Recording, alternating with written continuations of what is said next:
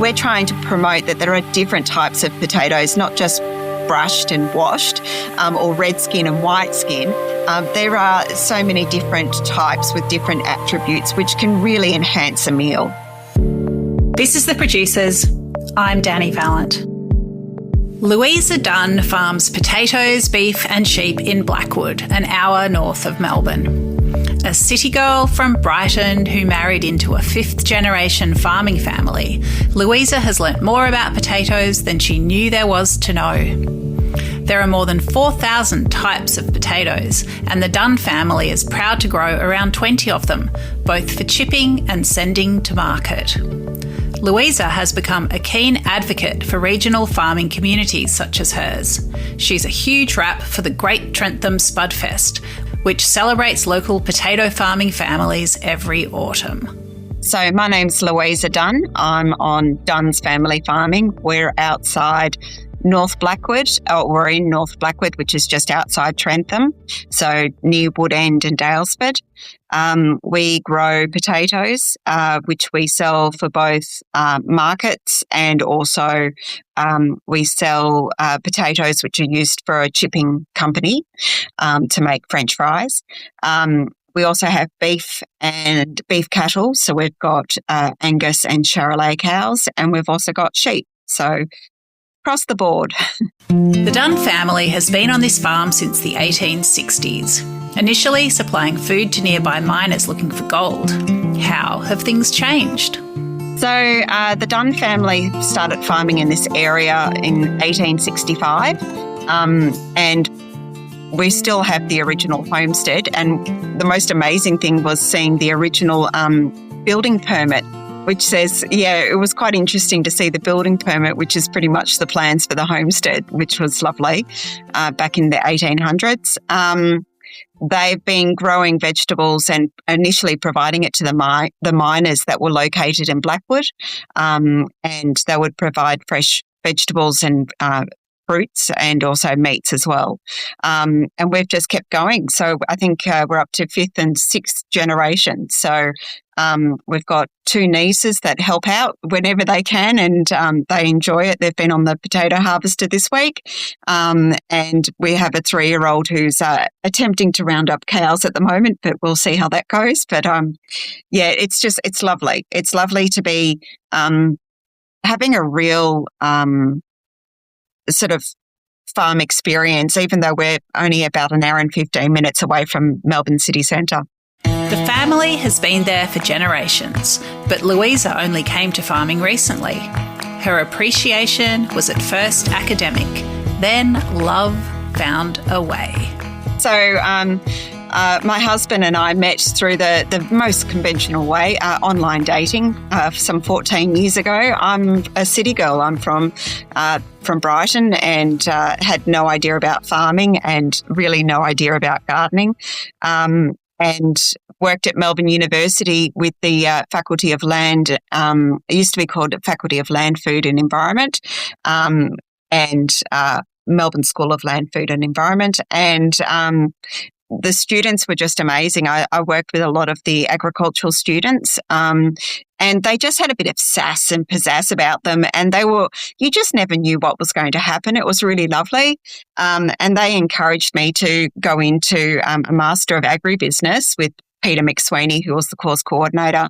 And it was really lovely to open my eyes and to just see that there is actually a part of There's jobs out in the agricultural industry for everyone, regardless if you're fifth generation farmer or a brand new person like myself.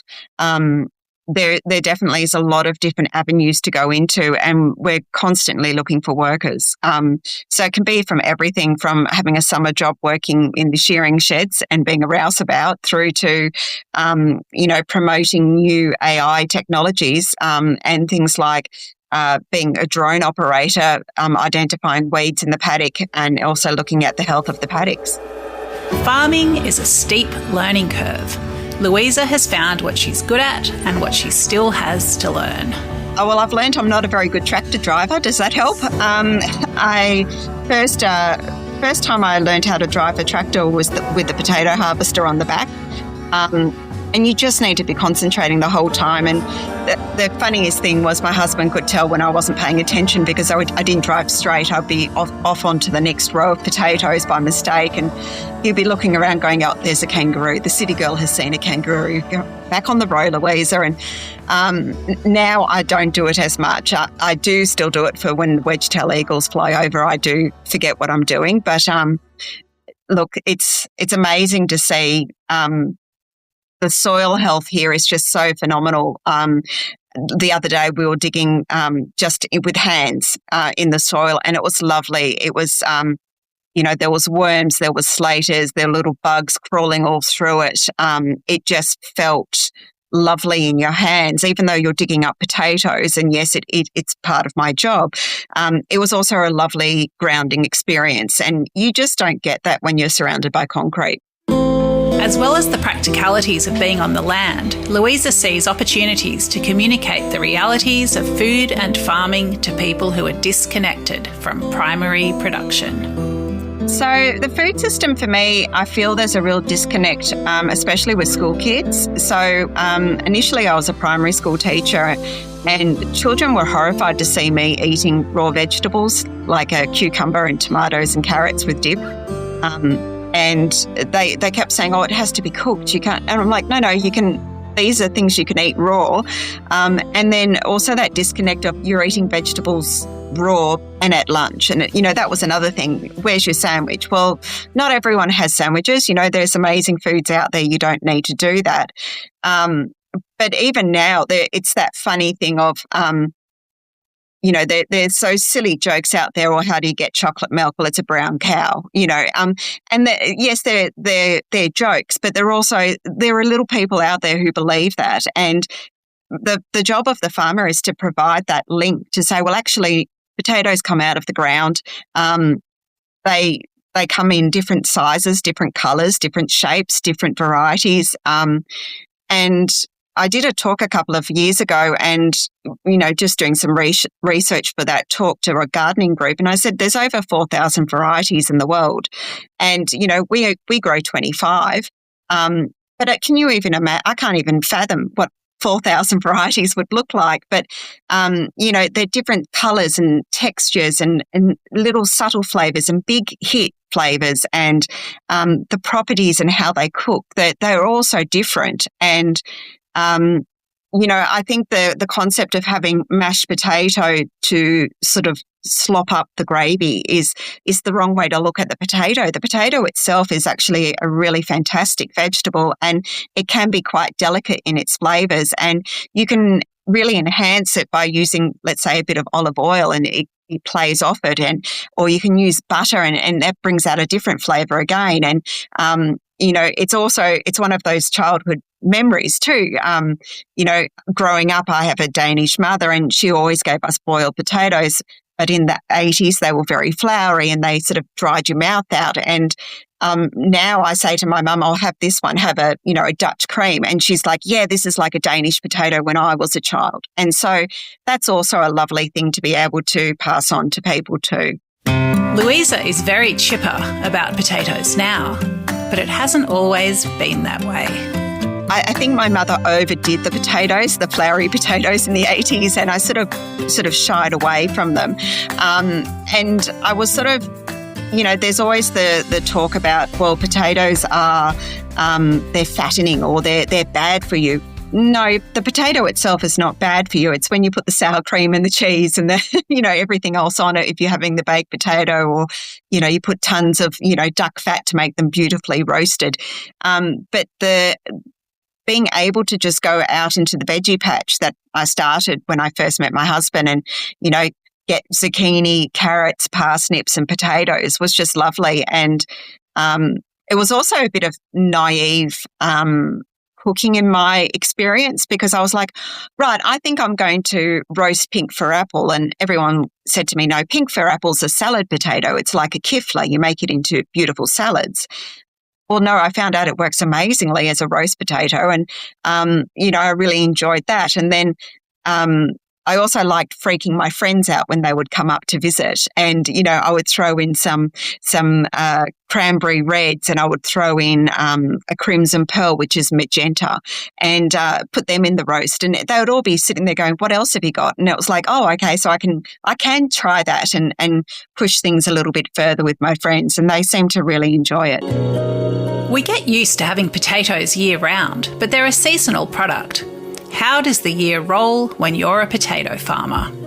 So it starts for us in about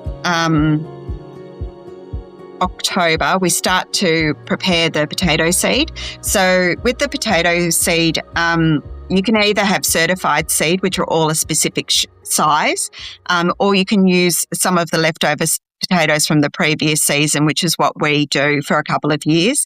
And preparing the seed means we just take all of the shoots off it. So we get all the shoots off, we start cutting them into appropriate potato size.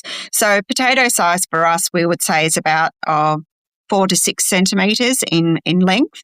And so with some of them, like the kifler, they might only need to be cut once, whereas a Dutch cream might have to be cut 2 or 3 times. Once we've gone through prepping all of the potato seed, we have an agronomist come out and he assesses our soil. So he looks to see if our soil needs to have certain nutrients in it. We might be lacking something due to heavy rains and we're having a bit of a runoff effect, or it could be the fact we've had lots of cows and sheep over it and the manure level has really helped out in those paddocks. And then we might top up on specific chemicals if we need it. And then we start the planting of potatoes, and it takes about 12 to 16 weeks, depending on the variety. And we do it over the warmest period because a frost will actually kill the potato plant itself. Where we're located here in North Blackwood, it's a cooler summer. It's definitely not a nice hot summer like it is down in Melbourne or up north. And for us, the benefit means that we don't need to have as much water for it. We're just watering every second or third day, which is great. We use all natural rainwater from our dam and irrigate, as I said, every 2 to 3 days. And now we're at, it looks terrible at the moment if I were to walk you through the paddock. All the potato plants look dead. And that's what we want. We want all the tops of the potatoes completely dead. That means that the growing has finished. And having a storm or a rain or a frost actually helps harden up the skin. So if I dig by hand, like I did the other day, the potatoes themselves come out with a nice flaky skin. The skin is not hard. It hasn't set. I need a hard frost to do that. So they're still considered to be a new potato because the skin flakes off. Potatoes are their own seeds. Louisa explains how to grow potatoes from potatoes. No, and that's the most wonderful thing. We're about to hold Spudfest in the first weekend in May up here in Trentham. And Spudfest has been going for quite a few years. And it's so nice to talk to people and explain to them, actually, no, all of the potatoes we have, you can use all of our potatoes as seed. So any potatoes that haven't been sprayed or chemically tarnished in any way, they can be used as seed. So as soon as they start shooting and the shoots come on them, if the potato itself is still firm, knock the shoots off and you can still eat it. If the potato is a bit sort of rubbery and it's not as firm as it should be, that's a perfect potato to stick in the ground. Knock the shoots off it and put it in the ground and give it some water and watch it grow. And yeah, it's lovely. It's lovely being able to communicate that to everyone. The Great Trentham Spudfest is on May 2 and 3 in 2026. It brings together local potato growers, artisans and food vendors to share goods, stories and a love of all things potatoes. Come for community spirit and a spudtacular time. It was really lovely. It was started before I came on the scene, and the people who started it wanted, I guess, the wider community to know that Trentham and the surrounding areas has a big historical potato heritage, I guess is the way. So it starts with us at sort of Trentham, North Blackwood, and it goes all the way up to Ballarat. And initially there was also McCain's was not, It was located in Dalesford, not in Ballarat. And all of these things all help, focus the potato area where it is at the moment. The potatoes here, there's now three or four families that still do potatoes, and we get together and we provide as many different varieties and options for people to come and buy. And we also try to educate people. So a bit like how the apple industry has been so successful in communicating the different varieties of apples, and also tomato industry too. We're trying to promote that there are different types of potatoes, not just brushed and washed, or red skin and white skin. There are so many different types with different attributes which can really enhance a meal. Potatoes ain't potatoes. What are some of the most surprising spuds Louisa has encountered? I think the one thing I like surprising people is with the different coloured potatoes. These are not sweet potatoes. So when you see a purple Congo, it's not a pretty looking potato on the outside. It's a real sort of, it's an organic shape. It's dark purple, almost black. And when you snap the potato inside, and little kids love it because they sort of look at you like, this isn't a potato. It is absolutely the darkest purple you have ever seen. And one of the most amazing things is that potato is extremely dry. So it takes me back to the 80s of the dry potato in my mouth, and I can feel my mouth going, no, it needs something. It's the most amazing gnocchi potato. So you can come out with these dark purple gnocchi, and it's a bit of a mind twist for some people, but it's also amazing for those people who are adventurous with their food. So similar to having squid ink in pasta and in rice, you can use the purple Congo to make your pasta with a potato base. And also the fact that the crimson pearl is this magenta colour again. And also there's a sapphire that has this amazing purple with marbling through it, with a bit of a white flick through it. It's just lovely because I've got, as I said, a 3-year-old, and at the moment she doesn't want to eat anything that's white. And I'm like, well, two can play this game. I'm making you pink unicorn mashed potato, and it's going to be cranberry red. I know that it's going to work, and she'll eat it. It's still got the same flavour. There's no sort of terrible mind twist. It's just going to be pink. And because her being a little princess at the moment and wanting to believe in unicorns, rightio, it's unicorn mashed potato. And this is one of those things that when you've got a picky eater who's, starting out, we want to challenge them. We want to give them those options of, by the way, potatoes do come in other colours, and so do carrots, and so do apples, and so forth. And this is one of those things you can do. But also I think it's really lovely. People come and they say, I've always used, let's say a Kennebec potato. So a Kennebec is the most amazing chipping potato. But you know what? It's also an amazing masher. And it's just nice to be able to have some people who say, I only ever use Kennebec for mashed potato, because it means that they've tried it with something else. And then I have other people who say to me, I want to try Heston Blumenthal's idea of the most amazing chip. And he did this amazing chip with the Maris Piper, and it was 3 times cooked. I haven't got time for it. I'm glad he showed it and he advertised it. It's great to be able to say there's a Maris Piper. It's an old-fashioned potato from the UK. A lot of people do refer to Jamie Oliver and Heston Blumenthal with it, but it is also a robust potato that you can actually cook it more than one way at once. And it's also got an amazing flavour. It whips up beautifully into a mash as well. And I guess my personal favourite happens to be the Otway Red. So the Otway Red is this amazing deep burgundy red skin and the most beautiful flesh on the inside, and makes the most amazing jacket potato. And I think we've forgotten about the good old-fashioned jacket potato, and it doesn't need to always have cold slaw and sour cream and cheese. You can do it with, and I do it with some tuna. So I take the inside of the jacket potato out, mix it up with some tuna and a bit of creme fraiche, and put it back in and put some chives on it, and it's amazing. So it really, you can take it. It's just so versatile having all these different potatoes, and they're available. They are there. Farming changes from day to day and month to month. What is a typical day for Louisa? So I've got some of the most exciting parts. I'm on the back of the harvester. So we have what's called a grimy potato harvester. There's always one person who decides to be the tractor driver. That happens to be my brother-in-law. And I sit on the back. Well, I don't. I stand on the back and we go over the potatoes and remove rocks, debris. But the other thing that we have, which is a real problem for us, is cockatoos.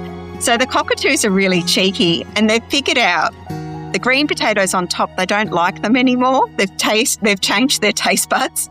So they now dig down with their beak and their claws and they take a bite out of one potato and then go, oh, I found another one. And they take a bite out of the next one and you're like, oh, you rat bags, because it destroys the potato. I can't sell it for human consumption. The positive is I can sell it for sheep food or animal feed. So it's not wasted for us, but it is so frustrating because you'll see there'll be like a patch and they literally just decimate a little patch and there'll be 200 to 400 cockatoos at any time. And you're just like, yeah, you just shake your head. We're trying to teach the cattle dogs to chase cockatoos, but it's not working. They chase their tail and then they sit down and eat a potato. But yeah, so that's one of my jobs. I also help with the grading of the potatoes and we wash potatoes as well. And then I take them down to South Melbourne Market or which is at South Melbourne to Georgie's Harvest. And I also take them over to Spud Sisters and they do farmers markets around Victoria. And we go down they're located at Mordialloc. And so we take it down there as well. And then the rest of the time, I get to do things like rounding up cows and sheep and moving them from paddock to paddock and helping with feed out. And I've also, I'm a lamb catcher, so it means I need to catch the lambs to give them their first vaccination. So we go through about 1,000 to 1,200 lambs every year that we breed. So it's a nice job. It keeps me fit. Farmers use all kinds of strategies to minimise pests and diseases and reduce the need for chemical inputs. How does it work? So potatoes, for us, one of the parts that I think people get worried about is they hear about a lot of food wastage. And as I said before, we do have cockatoos and that does mean that our potatoes do get damaged. But because one of the things that a lot of farmers do to help minimise with pests and diseases is we do paddock rotation. So we have about 8 different paddocks and that's just for the potatoes. So what we can do is we won't put the potatoes in the same paddock every year. We will relocate them each year. And the benefit is that means we can minimise pests and diseases and help reduce any need for any chemical spraying or herbicides or pesticides. And I think that's really important to know that farmers are actually hearing what the public is saying about reducing the chemical footprint on food. And we are doing that. And the subsequent benefit is that the sheep and cows can then use the potatoes as a supplement feed during the cooler months. So we will actually get all of our potatoes out by June, July, and then anything that is left over, we put our sheep through and they clean out the paddocks for us. And then we're able to use it to plant rape, which is a canola product. It's from the brassica family, similar to cauliflower, broccoli and cabbages.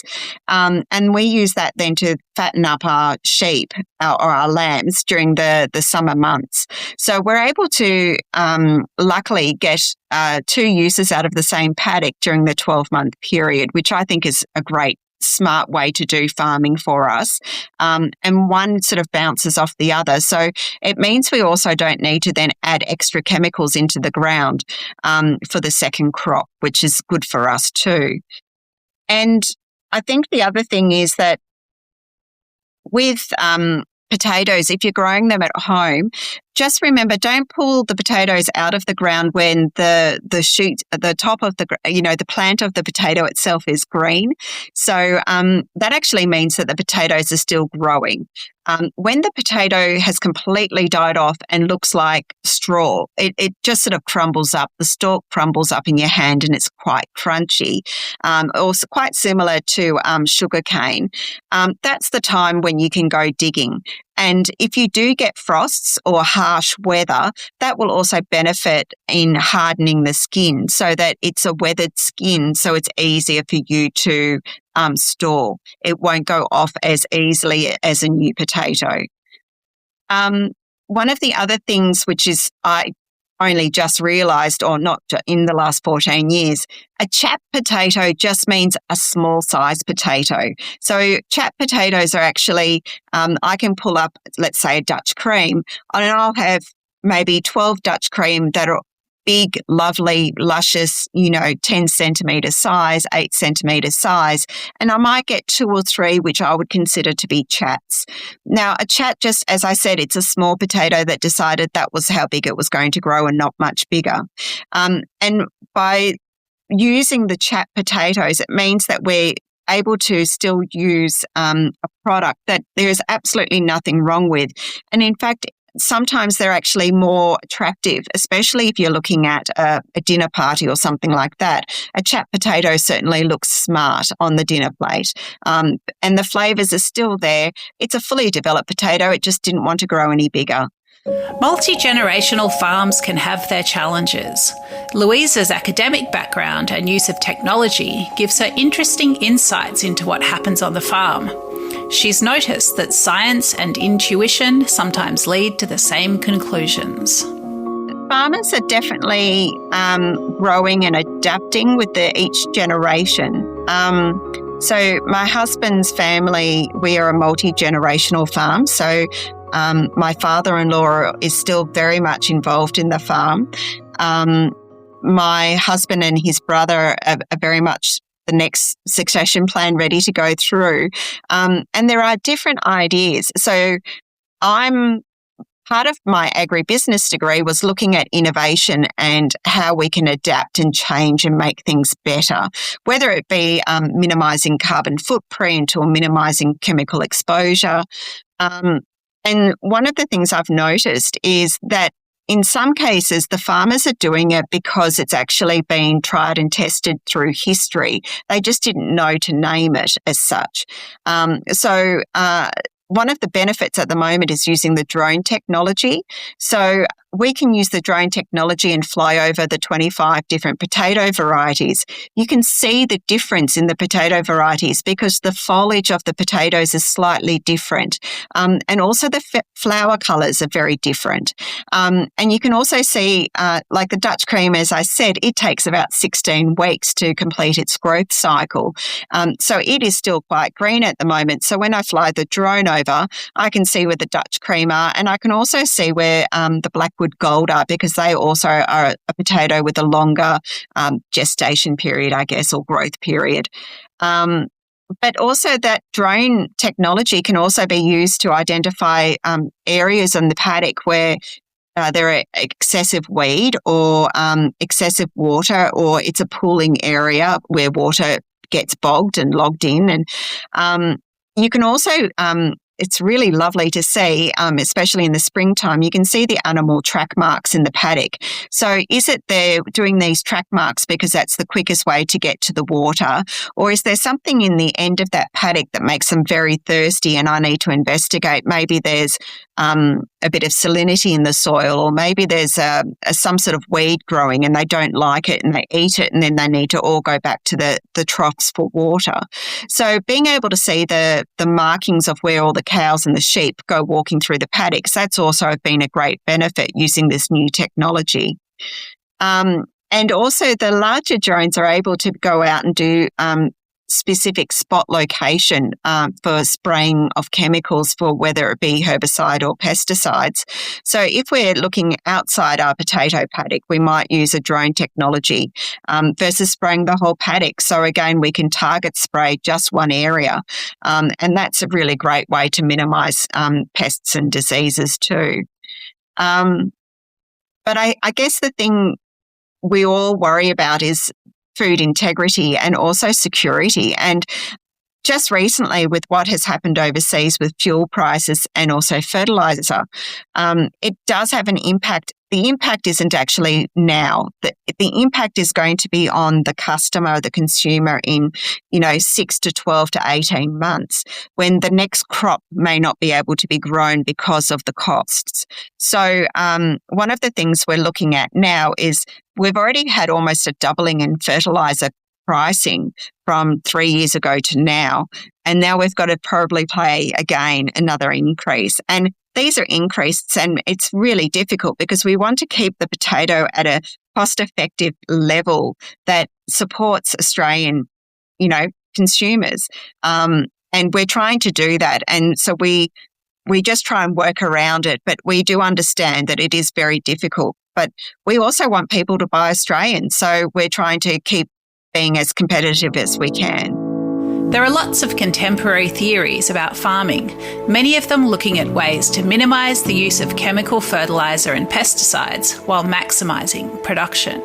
With the regenerative farming and also mindful farming, I think is another way to look at it.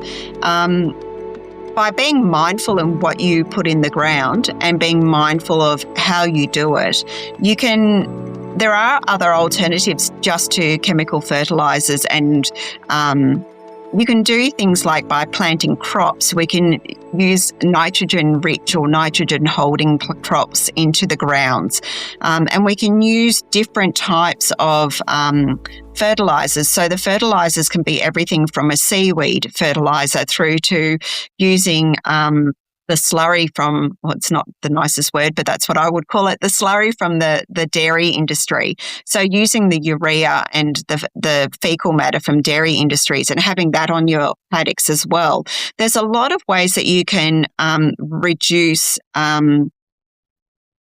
the cost overheads for input, but also while maximising your production level. So when we find that some of our potato seed is no longer producing the quality or producing the size or producing the numbers that we are looking for us, that's an indicator we need to go back and get certified seed. So certified seed starts off as a mini tuber, and a mini tuber is just a little plant. It then gets cultivated up, and we go through different generations, and then when it becomes certified seed, that's usually fourth, fifth generation of that plant's DNA. And by doing that, we then get a couple more years out of our seed. Seed for us usually lasts 4 to 5 years, and then we need to go back and get certified seed. And by doing that also, we're making sure that we are not planting contaminated seed or seed that has disease already in it.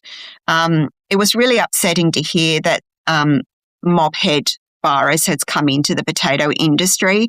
But the thing is, the potato industry is so closely linked to so many other different industries. And so you just have to be mindful. One of the other things people don't quite understand. They keep saying to me, I'll just come and pick potatoes from your from your back paddock. I can't get you to do that because we're doing things called biosecurity. So the biosecurity for us is minimising any external risks, diseases coming in on people's cars or people's shoes. So if you have been on a paddock in somebody else's area, you might have stepped in some cow manure. That's not a problem. But you might have also stepped in some seeds. And then you might be introducing a seed of a weed that we don't have on our property. So one of the things I always ask people is, if you can come to the house, I'm happy to take people out into the paddock, but I want you to do so in my car, because my car, I know where it's been. I know what it's been in touch with, and I try and make sure that I don't use my car in other people's paddocks. So we're trying to follow all of the guidelines for biosecurity.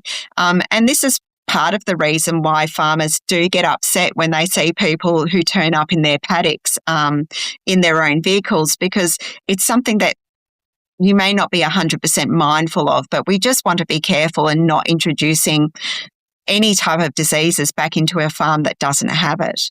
The other thing for us with looking at mindful farming is using things that we have in place. So many of the farmers will have used shelter belts for not only their animals, but also to protect their crops.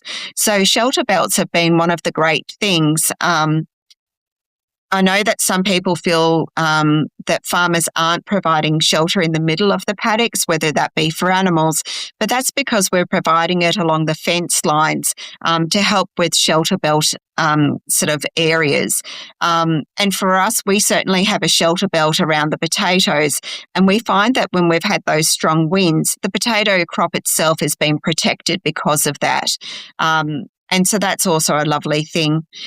The other day we had almost an inch of rain, and that shelter belt had a big impact on minimising the damage to the last bit of the Dutch cream growing. It wasn't thrown around with the wind, and it wasn't battered down by the rain that came in quite ferociously.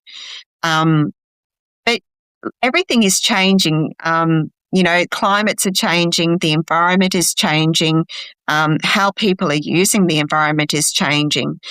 And I don't think you can blame one specific person or one group of people for what has been happening with the evolution of our land. I think we all have to take ownership of how we leave our own footprints on the land, and just be mindful that we've got next and next and next and next generations, and they're going to be wanting to do farming as well, because food security is so important. And by thinking about how we can leave the farm as a better place for the next generation, which is what we're doing, we're thinking about, okay, if we put in laneway systems, well, then we can minimise animals and livestock on the road. If we make a shed face this way, we don't get the strong winds. We can minimise cold winds. We can use it as a protection area. We can reduce flooding in the shed. We can make it watertight and so forth. With so much variety, endless jobs to tick off, and a 3-year-old to engage, what is it that Louisa loves most about being a farmer? The best thing about being a farmer is just the connection to the environment around us. The other, maybe 3 years ago, I had the most amazing experience. We had something unheard of. We had 11 sets of twins in the cattle, which is unheard of on the farm so far. It has never been recorded.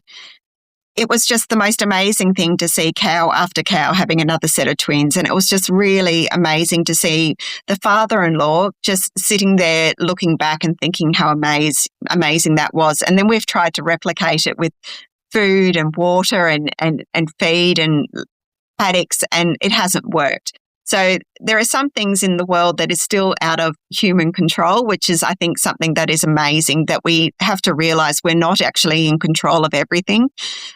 We are not in control of the weather. And when the rain comes, typical farmers, we complain when the rain comes and we complain when the rain doesn't come. But also seeing the rain come the other day, I was just in awe thinking, well, that 1 inch of rain that we had, that filled up the dam. That's made sure my water tank is full. That means I can wash the potatoes that I'm going to deliver this season. But also the fact that from that water and the rain, I can hear frogs, I can see owls, I can hear bats, I can see the hawks and the eagles flying ahead. I can see the kangaroos, which we all complain about, and the wombats, which dig right where you don't want them to. They do it out of sheer annoyance, I think, sometimes for farmers. But there is the most amazing environment around. You just need to take the time to look. And with Eleonora, my daughter, her face seeing all of these things. We had the most amazing echidna walking through the paddocks, and it's absolutely hysterical to watch all the cows and how they respond to it. They get very curious, but they're also very scared of, this little echidna, which is quite entertaining. But also, Eleonora knows that her food comes out of the ground, and she knows that a bit of dirt doesn't really hurt you. And she really enjoys getting her hands dirty, and she really enjoys digging up those potatoes or going in the veggie patch with her grandfather and digging things up there. But she's also been able to be right at the front where we've been delivering lambs and we've had to assist. And it's lovely to see as a 3-year-old, she's not scared of it. It's not anything to be scared of. It's something that she's taken in her stride. And she's also taken into her stride the death. So when a lamb doesn't make it, or when we've had to dispatch of a rooster because it charged Eleonora and it wasn't the best rooster for our farm, we dispatched of him. And she was very matter of fact. And it was lovely that, she understands that not every animal gets to be around forever, and some of them do die. And her concept was just really realistic and nuts and bones. It was lovely. She just reminded me to be a bit more, kind to myself and kind to the animal, and say, oh, well, it had a good life and we did treat it well, and it's okay because it's going to help feed the next animal. And so it's just lovely having that in a 3-year-old. You can't ask for much more. But the one thing I would love is to be able to get the dirt stains out of clothes, because we've got this amazing soil and it just stains all of our clothes. But do you know what? It just means that I know my daughter has been out there and she's had her hands dirty, and it's wonderful. So I can't think of anything better, and I'm really grateful that I got to meet my husband and move up to this lovely area. From city girl to passionate potato farmer and country mum, Louisa Dunn is leading a life full of surprises. Though potatoes weren't her favourite veg as a kid, she's now a Spud advocate who can tell you which potato works best for what dish. More than that, she's keen to share the benefits of country life and a closer connection to where food comes from and how it gets to our shopping baskets.